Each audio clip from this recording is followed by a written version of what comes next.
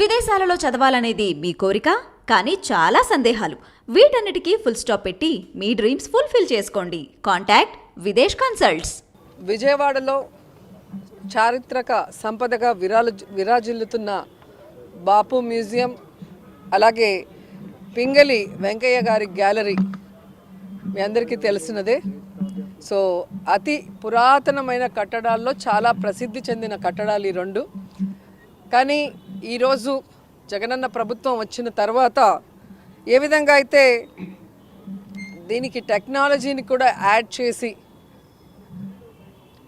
ఈ తరం వాళ్ళు కూడా తెలుసుకునే విధంగా ఈరోజు వాటన్నిటిని కూడా ఇక్కడ పొందుపరచడం ఇప్పుడే మీరు కళ్ళారా చూశారు. అలాగే మీరు చూస్తే ఈ ప్రాంగణంలో లైట్ అండ్ షో, అలాగే ప్రొజెక్షన్ మ్యాపింగ్ని కూడా తయారు చేసాం. ఈరోజు నుంచి అది కూడా స్టార్ట్ చేస్తున్నాం. ఈరోజు చాలా మంచి రోజు. ముందుగా అందరికీ హ్యాపీ రిపబ్లిక్ డే.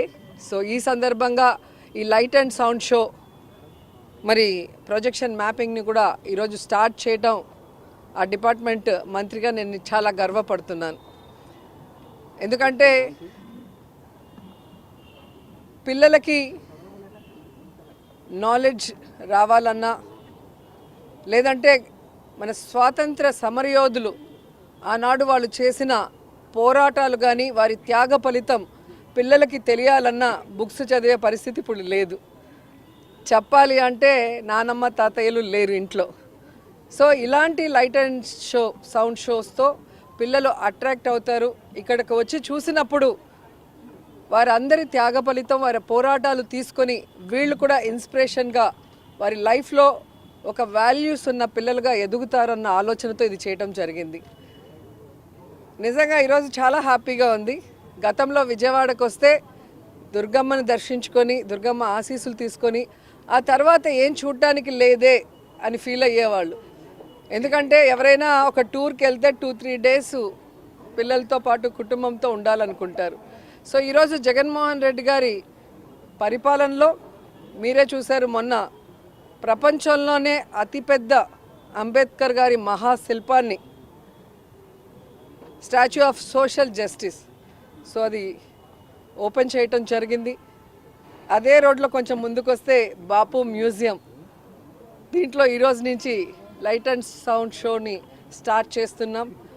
అలాగే కొంచెం ముందుకు వెళ్తే భవానీ ఐలాండ్, నేను మంత్రి అయిన తర్వాత మన పండుగలన్నీ అక్కడ చేయటం జరిగింది. సంక్రాంతి కానీ, ఉగాది కానీ, మొన్న కూడా మీరు చూస్తే కార్తీక మాసంలో శివుడి కళ్యాణం కానీ, అంటే ఊర్లకు వెళ్ళి ఊర్లలో తమ కుటుంబంతో గడపాల్సిన వాళ్ళు ఈరోజున్న బిజీ లైఫ్లో వెళ్ళలేకపోతున్నారు. కాబట్టి అన్నీ వారి దగ్గరికే తీసుకురావటం జరుగుతుంది. సో ఈ విజయవాడలో ఈరోజు అభివృద్ధి అంటూ జరిగింది అంటే అది జగనన్న గారి పరిపాలనలోనే నేను గర్వంగా చెప్పగలను. అండ్ ఈరోజు మీరు చూస్తే మా ఆర్కియాలజీ అండ్ మ్యూజియం డిపార్ట్మెంట్ రెండు కూడా చాలా అద్భుతంగా పనిచేసి ఇక్కడ మ్యూజియంలో కానీ, అలాగే లైట్ అండ్ సౌండ్ షో కానీ మీరు చూస్తే మీకు గూస్ బంప్స్ వస్తాయి. అంత అద్భుతంగా మన స్వాతంత్ర్యం కోసం పోరాడిన వాళ్ళు చేసిన పోరాటాలని మనం అందరం కూడా వీక్షించి, మీకు తెలిసిన వాళ్ళకి, అలాగే మీ మీడియా ద్వారా అందరికీ తెలిసి అందరూ కూడా విజయవాడలో వచ్చి ఇవి చూసే విధంగా, విజయవాడలో ఉన్న కుటుంబాలు ఖచ్చితంగా వీటన్నిటిని కూడా సందర్శించే విధంగా ప్రమోట్ చేస్తారని మనస్ఫూర్తిగా నమ్ముతున్నాను. ఎందుకంటే ఒకటి తీసుకురావడం గొప్ప విషయం కాదు, దాన్ని మీడియా ప్రమోట్ చేయాలి. ఎప్పుడు కూడా స్పైస్కి ఇంపార్టెన్స్ ఇస్తారు తప్ప విజ్ఞానానికి, ఆనందానికి కూడా మా కోసం టైం ఇచ్చి వాటన్నిటిని కూడా ప్రజలకు తెలియజేసి, ముఖ్యంగా విద్యార్థులు, పిల్లలు, పర్యాటకులు అందరూ కూడా భవానీ ఐలాండ్, అలాగే అంబేద్కర్ గారి మహాశిల్పం, అలాగే బాపు మ్యూజియం సందర్శించి ఈ లైట్ అండ్ సౌండ్ షోని కూడా ఎంజాయ్ చేయాలని మనస్ఫూర్తిగా కోరుకుంటున్నాను. ఉంటుందండి. మన దీంట్లో కూడా ఉందండి, మన కొండపల్లి ఫోర్ట్లో కూడా చాలా అద్భుతంగా ఉంటుంది. నేను 2 times ప్రోగ్రామ్ పెట్టి అందుకే అక్కడికి పిలిచాను. స్పోర్ట్స్లో గెలిచిన వాళ్ళందరికీ కూడా అక్కడ ఇవ్వటం జరిగింది. ఎందుకంటే మన దగ్గర చాలా ఉన్నాయి, కానీ వాటిని ప్రొజెక్ట్ చేసే వాళ్ళు లేక, ఇప్పుడు మేము పెట్టినా కూడా మీరు టీవీలో టెలికాస్ట్ చేసి పేపర్లో దాని గురించి రాస్తేనే కదా ప్రజలకు తెలుస్తుంది. సో దానికి అందుకే మిమ్మల్ని అందరినీ రిక్వెస్ట్ చేస్తున్నా, మన విజయవాడలో ఇన్ని జరుగుతున్నాయి, ఇవన్నీ కూడా తెలియచేసి పిల్లల్ని అలాగే విద్యార్థులకి నాలెడ్జ్తో పాటు ఆనందాన్ని కూడా కలిగించే విధంగా ఉన్నాయి కాబట్టి అందరూ రావాలని కూడా కోరుకుంటున్నా. సామాజిక అభివృద్ధి అలాంటి ఒక శిల్పాన్ని కూడా పెట్టామని అవునండి. కానీ ఎక్కడ సామాజిక అభివృద్ధి జరగట్లేదు అని చెప్పేసి షర్మిల కామెంట్ చేస్తారు. ఇప్పుడు సంక్రాంతికి వస్తారు, వచ్చి మళ్ళీ వెళ్ళిపోతారు. అలాంటి వాళ్ళల్లో వీళ్ళు కూడా ఒకరని నేను అనుకుంటున్నా. ఎందుకంటే నాన్ లోకల్ పొలిటీషియన్స్, వీళ్ళు ప్రజల్లో ఉండరు, ఇక్కడ వాళ్ళ కుటుంబాలు కాపురం ఉండవు, ఇక్కడున్న ప్రజల సమస్యలను తెలుసుకోరు. కేవలం ఎలక్షన్స్ వచ్చినప్పుడు సంక్రాంతికి ఎలాగైతే డూడు బసవన్నలు వస్తాయో అలా వస్తారు, వెళ్ళిపోతారు. కాబట్టి ప్రజలకు తెలుసు మొదటి నుంచి ప్రజల్లో ఉంటుంది ఎవరు, ప్రజల సమస్యల కోసం పోరాడింది ఎవరు, అధికారంలోకి వచ్చాక ఆ సమస్యల్ని దూరం చేసి వారికి ఇచ్చిన ప్రతి వాగ్దానాన్ని నెరవేరుస్తూ రాష్ట్రాన్ని అభివృద్ధి చేస్తూ ప్రజలకు కూడా సంతోషాలను అందించింది వైఎస్ఆర్ గారు, జగన్ గారు మాత్రమే. కాబట్టి ఈరోజు ఎవరో వచ్చి ఏదో చెప్తే జనాలు నమ్మటానికి పిచ్చోళ్ళు కాదు. ఇప్పుడు సోషల్ మీడియా చాలా అవేర్నెస్ క్రియేట్ చేస్తుంది. సో ఇక్కడే పుట్టి, ఇక్కడే పెరిగి, ఇక్కడే ఓటుతో ఆయన ఇక్కడే ఇల్లు కట్టుకొని, ఇక్కడే తన కుటుంబం కూడా ఉంటూ ప్రజల మధ్యలో ప్రజానాయకుడిగా ఎదిగిన వ్యక్తి జగన్మోహన్ రెడ్డి గారు.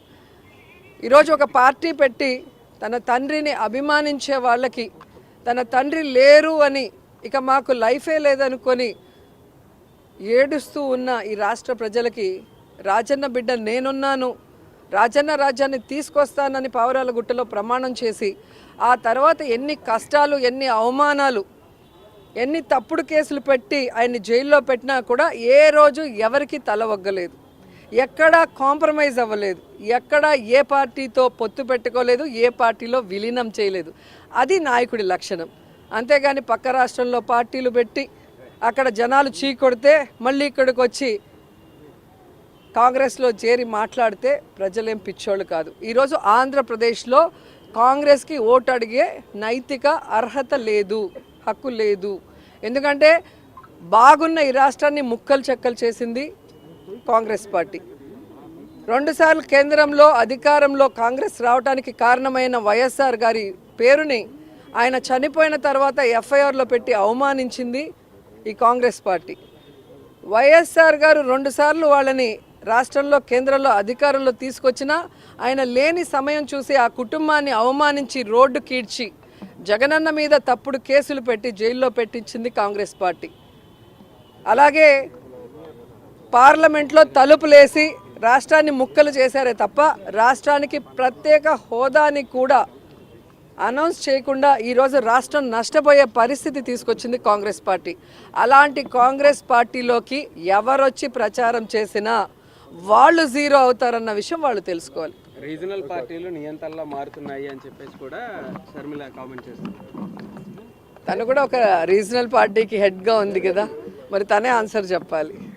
ఈరోజు జగన్మోహన్ రెడ్డి గారు ఎవరిని కూడా లీడరు, కార్యకర్త అని ఎప్పుడు అన్నాడు. వైఎస్ఆర్ కుటుంబం అంటాడు మమ్మల్ని అందరినీ కూడా. ఈరోజు ఎస్సీ, ఎస్టీ, బీసీ, మైనారిటీ సామాన్యులందరినీ కూడా అసామాన్యులుగా మంత్రుల్ని, డిప్యూటీ సీఎంలు చేసిన ఘనత జగనన్నకే ఉంది. నియంతృత్వ పోకడలు ఉంటే ఇవన్నీ ఎలా జరుగుతాయి? గతంలో మీరు అందరూ రాజకీయాలను చూశారు. గతంలో మినిస్టర్లు ఎవరు, వాళ్ళ పరిపాలన విధానం ఎలా ఉంది, ఈరోజు ఎలా ఉందో మీరు చూడండి. ఒక మేనిఫెస్టోని జగన్మోహన్ రెడ్డి గారు ఇచ్చిన రోజే చెప్పాడు, ఇదొక బైబిల్, ఇదొక ఖురాన్, ఇదొక భగవద్గీతగా దీన్ని భావించి నేను పనిచేస్తానన్నారు. అదేవిధంగా పనిచేశారు. ఈరోజు ప్రతి కుటుంబంలో ఎంతమంది ఉంటే అంతమంది ఎస్సీ, ఎస్టీ, బీసీ, మైనారిటీ, ముఖ్యంగా మహిళలకి ఈరోజు సంక్షేమాన్ని, అభివృద్ధిని అందించారు. కాబట్టి అంబేద్కర్ గారి నిజమైన వారసుడుగా సోషల్ జస్టిస్ అనేది చేశారు. కాబట్టి ఈరోజు గర్వంగా అంబేద్కర్ గారి మహాశిల్పాన్ని ఆయన ఆవిష్కరించారు. అలాగే గాంధీ గారు కలలు కన్న గ్రామ స్వరాజ్యాన్ని కూడా జగనన్న తీసుకొచ్చి ప్రజల వద్దకే పరిపాలన వెళ్ళింది. కాబట్టి ఈరోజు ప్రజలు ఎవరికి లంచాలను ఇవ్వాల్సిన అవసరం లేదు, ఏ నాయకుడికి తల వంచి కాళ్ళు పట్టుకోవాల్సిన అవసరం లేదు. డైరెక్ట్గా డీబీటీ ద్వారా వాళ్ళ అకౌంట్లకే వారి ఇంటికి వాలంటీర్ వెళ్ళి వారికి కావాల్సిన పేపర్స్ తీసుకొని ఎవరు దేనికి అర్హత ఉంటే అది డైరెక్ట్గా వాళ్ళ ఇంటికి వస్తుంది. అంటే ఎక్కడ నియంత్రిత పోకడలు ఉన్నాయో ఒకసారి చెప్పాలి. కాబట్టి వాగే నోర్లకి 2024 సమాధానం చెప్తుంది.